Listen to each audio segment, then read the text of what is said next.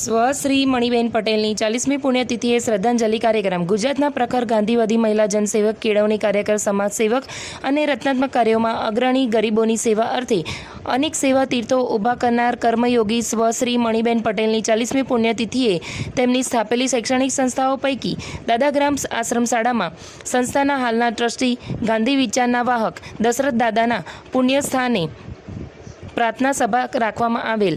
આ કાર્યક્રમમાં સાણંદની વિવિધ સંસ્થાના કાર્યકરો, લાયન્સ ક્લબ 24-25ના નવનિયુક્ત પ્રમુખ, મંત્રી, ભગીની સમાજના પ્રમુખ જાનકીબેન પટેલ અને સ્વ મણિબેનના સહયોગી સ્વ કાંતિદાદાના પૌત્ર દેવેનભાઈ પટેલ, ટ્રસ્ટી મંત્રી જયસિંહ ઠાકોર, ટ્રસ્ટી ગૌતમ રાવલ તેમજ દાદાગ્રામના બંને આચાર્ય તથા સંસ્થાના સ્ટાફગણે અને વિદ્યાર્થિનીઓએ પ્રાર્થના સભા કરી ભાવભીની શ્રદ્ધાંજલિ અર્પણ કરેલ. Reporter Chirag Patel, DT news live 24 Sanand.